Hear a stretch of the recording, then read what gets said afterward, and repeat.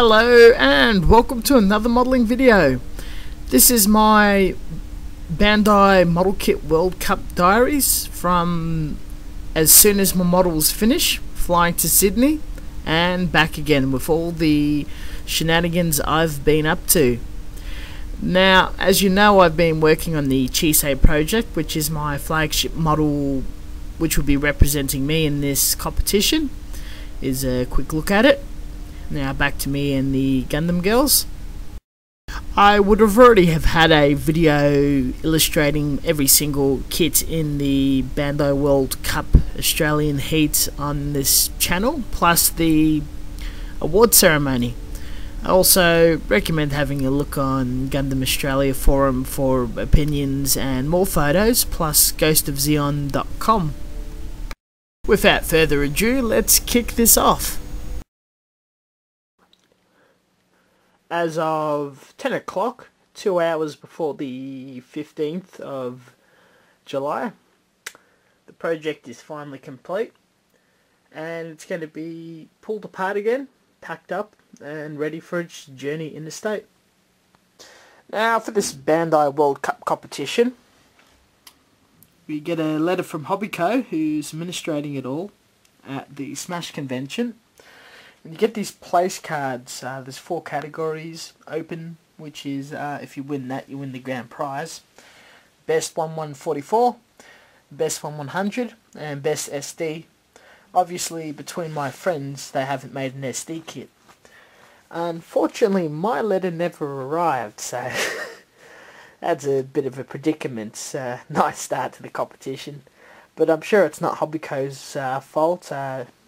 Ozpost is shit after all. Blame everything on the government. I managed to ram the entirety of the Chisei project in this box with some odds and sods, with all styrofoam and chopped up paper and all sorts of goodies inside.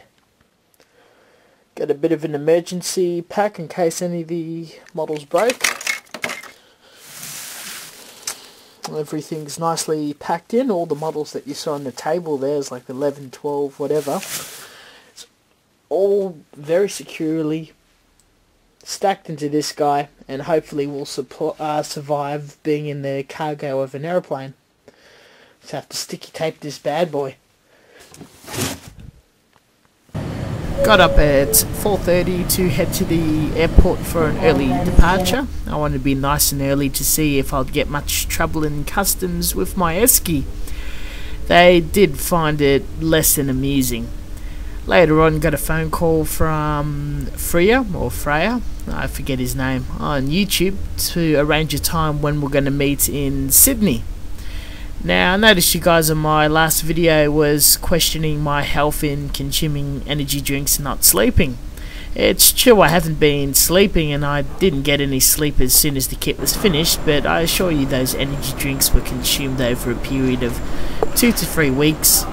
I'm keeping the bottles because I'll be using them for my other hobby, brewing alcohol. I flew in a Virgin 737. The trip was quite pleasant. Nice and sunny outside, plus I had the entire seating row to myself where I could stretch out and look out the window. Me and Freya eventually met up at Central Station and wandered around Pitt Street and George Street, dead lost for a good half an hour until I found my hostel. We both realised about 2 hours before 12 we wouldn't be able to check in either place, so we eventually dropped off our luggage in the storage room and enjoyed some lunch in the city. I snore like an asshole and sleep like the dead, so I chose to board up in a dorm room at the YHA in Sydney Central. It was a pleasant experience and nothing really bothered me, just used it as a base. A friend from Mecha Workshop joined us, and then we headed down to the Darling Harbour at the convention centre to drop off our kits. Unfortunately, I was met with some disaster.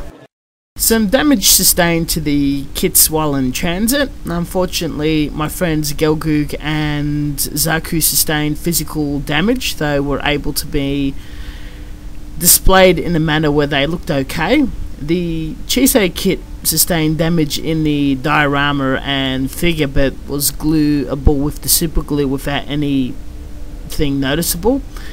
Paint slightly scuffed on the bear guy, but that was buffable. The other kits came out fine. Once I spent a couple of hours there repairing the models and setting up with the boys, we headed down to an Irish pub and retired to our hostels or hotels. I had an early one around 9 o'clock and woke up nice and early at 6 to suss out the area. It's Saturday morning, day of the events of Smash and the Bandai World Cup qualifying round for Australia. It seems I got caught in a bit of rain, so I'm in a bit of trouble. Now, yesterday, as you guys know, I packed everything in an esky, and I've had a bit of bad luck.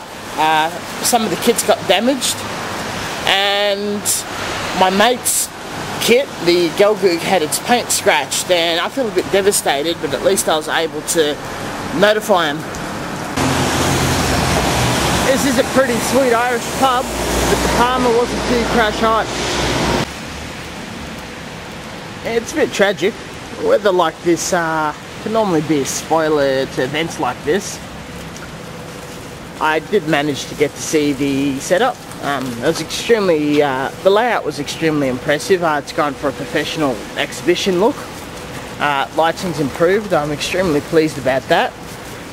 I did get a peek at the majority of the entries, and I have to go, I'll say, wow, they're extremely impressive. They're a bit over my head, and it's just going to be an absolutely amazing day. You guys will have a good chance to see everything there is to offer. The competition's just outstandingly stiff. I had to talk to Ghost of Xeon, and even he was very excited, but it agreed it was stiff.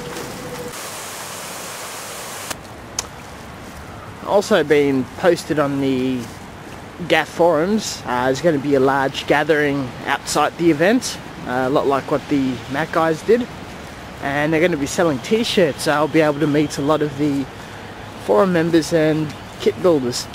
That would be extremely exciting. Fuck, I'm lost. That is the strangest damn McDonald's I've ever seen. Hey, things are coming my way. This is the venue. In the next few hours people are going to start gathering, and it's going to be extremely lively when it breaks dawn. And this is quite the picturesque harbour.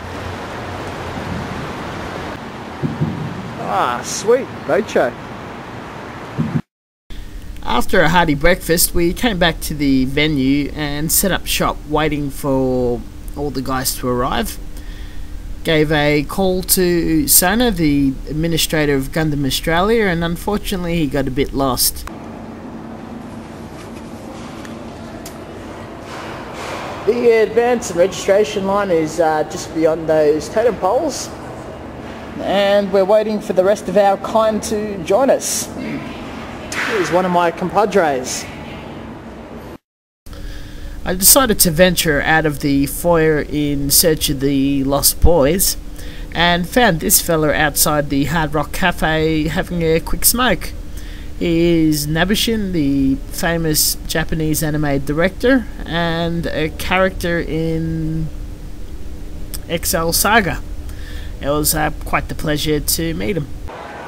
A lone ride isn't my idea of a good time. Once I met the Gundam Australia boys, we gathered at the nearest food court and enjoyed a light breakfast, or for myself, a coffee. It was time to unmask the avatars and handles of the Gundam Australia main members. It was a pleasure to meet them. They're all quite the gentlemen, and also very fun to be around. It was going to be a very good day. As a group, we jumped in the pre-registration line later that morning, which was far surpassing the on-the-day purchase line. This was most likely to last year selling out. After waiting in the queue for an hour and keeping a keen eye out for the odd attractive cosplayer, we eventually got through the doors and gathered in the main trading hall, right in the centre where our Bandai World Cup booth was. We met Ghost of Xeon and started taking photos. We were met with the Gundam girls and then pointed to a large exhibition booth space with 2 shelves on either side and a large diorama setup right at the front facing the main stage or gaming area. This area was directly in the centre of the Traders Hall and visible from any part of this particular room. There was a massive rush of photographers, even though we were a few hours late into the event, and you had to virtually queue up just to squeeze in the front of the shelf spaces to get decent photos. We did spend a good 2 to 3 hours trying to get the photos of the kits we wanted, or every single kit. Even though the attendees were well behaved to unprotected models from glass, the exhibition space was a bit wobbly, and whenever anyone hit a pole or the main booth, the shelves and strung up models on little poles would shake around. There were a lot more models to last year, and the quality of the modelling has improved as you can see for yourself. The kit that stole the show and won Best of Competition was this amazing lava colour scheme dome over this amazing diorama piece. This kit also won the trip to Hong Kong and will be representing Australia at the World Cup. This cheeky little safety bear guy was also quite popular among the attendees and photographers. Another amazing attraction was this massive diorama built by the Hobbyco staff over the period of 3 months. There's an amazing amount of kits, all very well painted, on this excellently built diorama. There is so much detail to look at, you don't know where to point your camera or where to start looking. The manager of Hobbyco and the director of this event, Ryan, who also organised us to compete here, was very proud of this build and very proud of his staff and everybody who put effort into putting this beast together. He was very eager to tell us the entire process, posted a lot of images online and showed us his little scrapbook of the work in progress images. Well done, mate. In conclusion, I was personally really pleased on how well I went in the competition. I didn't place anything, but was quite happy that I was up there with the other guys and gave it my best. I will put more effort into next year and be definitely attending. After 2 to 3 hours, everybody started going their own way, and a few of us grouped together and checked out the rest of the convention. It was a pity that the rest of this event did not hold up to the hype that was promised, and the only really decent thing we enjoyed was the competition itself. You have a lot of your generic events that come standard with conventions, including screenings, cosplay competition, video game area, retails and whatnot, but activities that exclude standing around in a costume or being photographed is very rare and far apart, or if not, had long queues. I was very impressed with the venue itself. The location is quite beautiful. You've got a lot of scenic areas, access to a lot of services, and the venue was first class. Unfortunately, the events couldn't fulfill its duties. What really grind my gears was there was a lot of booths, but very little of them selling anything of interest. You had a lot of your fan traders, 1 or 2 people selling anything of interest, but I didn't dip my hands in my pocket whatsoever, and the rest were like colleges advertising courses for animation or interactive arts, which I would find would be not too productive. One of my friends did tell me the panels were of some interest where they got the celebrities to talk or whatnot, but they were difficult to get in, and if you're not interested in anime alone or really into it, that wouldn't be of much interest. The capacity for the panels, screenings or activity rooms were absolutely tiny and could barely cope with the interest that wanted to participate. Unfortunately, due to this factor, the Gundam modelling workshop heavily suffered with extremely long queues, sessions being booked out across the board, and us not even being able to get in when we were slightly late for our booking. I found the staff member, or the Smash staff member outside the front of the room, wasn't too friendly either. I cannot recommend Smash as a worthwhile event to attend. So, what do you do when the event gives you sour grapes? Gather the boys, hit the pub and have a few pints of beer. Cool story. The gentleman collecting our glasses recognised the flag immediately and said Char's counterattack. He also went on complaining that he didn't know Smash was on and wished he took the day off to check it all out. Blazed with amazing conversation, we moved back to the convention centre and attended the Maid Cafe. Oops, didn't know you weren't allowed to take photos inside. Then, near the end of the day, we made our way to the auditorium to give our friends support for the prizes they won. Followed by heading back to the competition once the doors closed, collecting our models and making our way back to where we came from. After a good night's sleep, checking out of the hostel and figuring out where to stash my crazy esky, me and my last mates who stayed behind went to check out the town. First we checked out the National Maritime Museum, which had a lot of interesting exhibits, a destroyer, submarine, and a few classic and vintage ships. If there's any interest, I'll post up a slideshow of all the photos I've taken. After midday, we headed down to Central Station where Hobbyco is located. Wonderful store, and picked up some interesting goodies. Be sure to check out the guest book. We went across the road and looked at Kiri no Kunya. Definitely probably butchering that.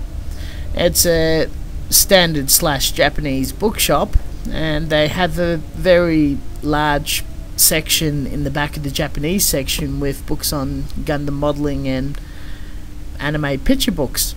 Last year I bought a fascinating MSV colour guide, and this time round a modelling guide on vintage kits. We wandered down George Street and into a small Asian arcade and found Hobby Dream. I was very keen on coming back to this particular Hong Kong style hobby shop, where they sell a lot of specific Mr. Hobby Gundam colour lacquer paints, aftermarket parts, decals, and occasionally the rare kit or figure. I did blow a little too much money on this joint.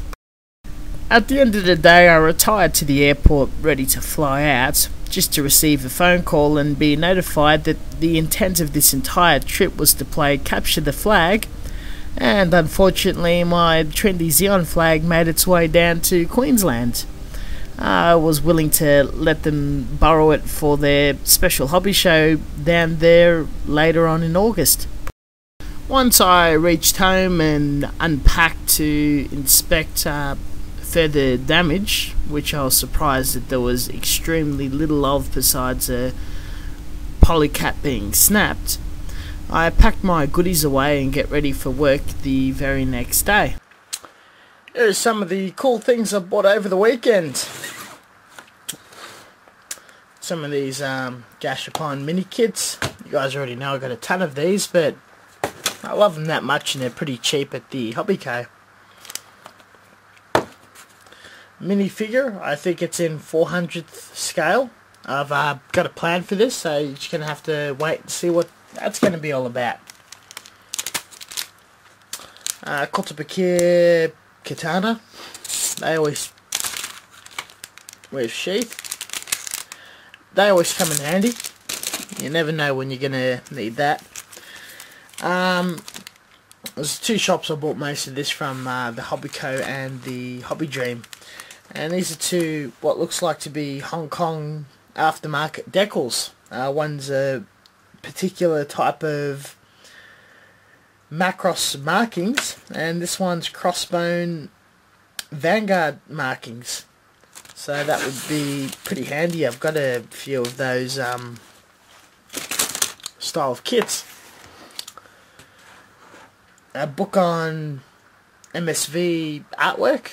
I do love that sort of stuff. Great reference material. Mark fit. Now I've been told a fantastic technique in conjunction with working with stickers. As you guys know, I'm going to be building that Valkyrie soon with the ton of stickers, so look out to what I'm going to do with this. That's courteous of the administrator at Gundam Australia. More pearlescent paint. A variety of lacquer Gundam colours.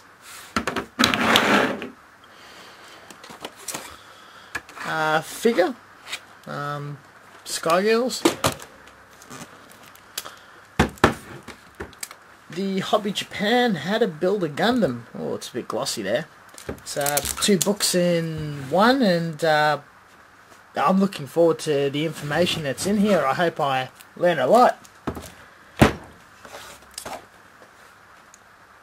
The Valkyrie VF1 weapon set in 72nd. I saw it had the reactive bombs. I can't resist that. And the coolest one of all, this Busushiki. I enjoy collecting these. I collect very, very little toys, but I do like these, and particularly articulated stuff I don't really buy, but these normally come out quite great, and you can do all sorts of interesting posing, and this would fit into my collection quite nicely. Fortunately, I did pay a tad too much for it, but hey, whatever. It's great to be home, especially great to be free of the burden of a deadline and a major event. I'm really glad the Chisei project is finished. That absolutely burnt the hell out of me, and I didn't want to touch another plastic runner for a while. But as soon as I made it into Sydney and had a first look at those model kits, I just suddenly got struck with inspiration to start building again and build to the very best I can for next year. Unfortunately, with my work schedule at the moment, I can't touch any plastic until the weekend to clean up and relax. Thank you for watching, and until next time, I'm glad you enjoyed my little diary, and let the good times roll.